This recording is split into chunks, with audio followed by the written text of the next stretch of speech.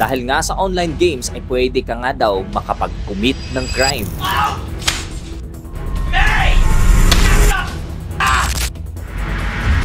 This generation nga ay very open na ang tao sa unlimited opportunity ng online games. Ito ang winning moment ng Philippine team na TheNet.com o TNC nang tanghaling kampiyon sa katatapos lang na World Electronic Sports Game na isinagawa sa China.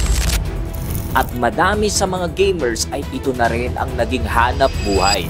4K in the blink of an eye! Killers is just killing everyone! 1 second, he's gotta go!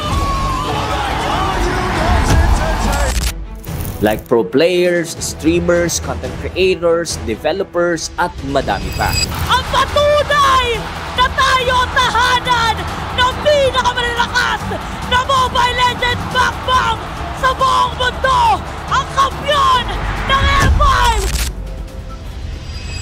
Hey friends, this is a friendly reminder, your friend that reminds. Today, ngayong araw ay pikukwento ko sa iyo ang tungkol sa isang tao na nakagawa ng krimen dahil lang sa online game.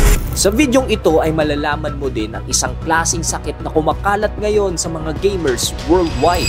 No ang kwento tungkol sa taong nakagawa ng crime because of online game. Ano ang kumakalat na sakit ng mga gamers sa buong mundo? At dapat nga bang mangamba ang mga tao tungkol dito? Ito si Edward Kang, 20 years old, na trigger talaga siya sa isang conflict sa online game na ArcheAge. For those who don't know, ArcheAge is an MMORPG kung saan pwede kang makipag-cooperate o makipag-away sa ibang players. Nagkaroon kasi ng intense na away itong si Edward at kanyang in-game enemy. And guess what? Hindi niya tinake lightly yung away na yon. So anong ginawa ni Edward? June of 2024, he booked a flight from New Jersey to Florida. Grabe, dinala niya ang galit niya sa online world papunta sa real world.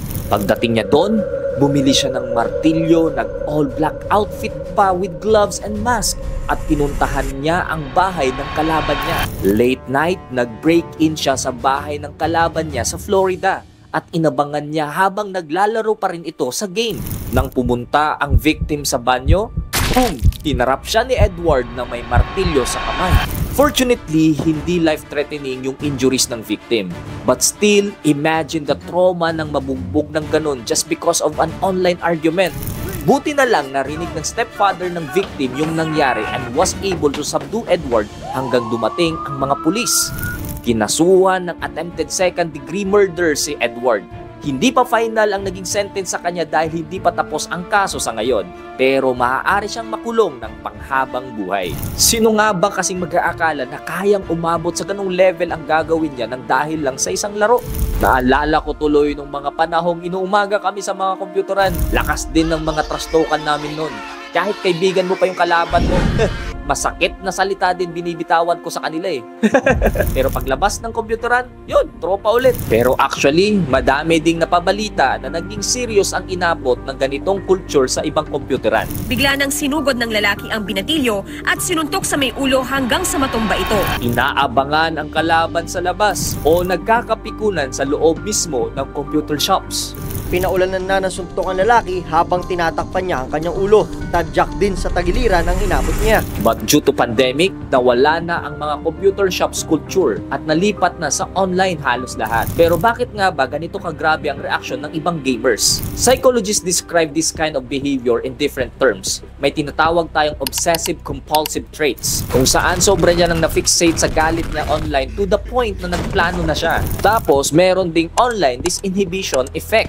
Ibig sabihin, mas napi-fuel ang emotions ng isang tao sa internet kasi feeling nila safe sila or anonymous. Pwede ring ma-fall into under pathological revenge, kung saan may mga irrational drive to settle a score sa tingin nila na mali. Lahat ng ito posibleng nag-contribute kung bakit pinili ni Edward na dalhin sa real life ang away sa online game. But this gaming disorder was recognized as mental health condition noong 2018 by World Health Organization. Umaabot ng 5 to 10% ng mga youth at young adults ay tinatamaan nito, lalo na sa mga larong more immersed or competitive games tulad ng mga MMORPGs or online battle arenas. Gayunpaman, majority ng mga gamers walang ganitong disorder.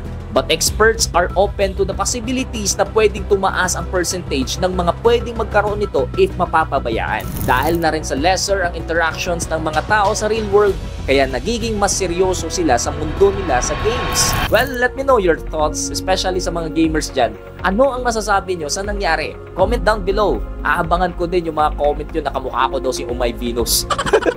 And if you are new to my channel or page, hit the subscribe or follow button. Matsalam! Well, basta friend, laging tatandaan kahit online pa yan, let's not let conflicts get out of hand.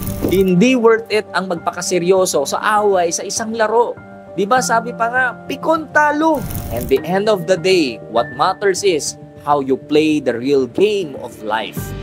Well, just a friendly reminder.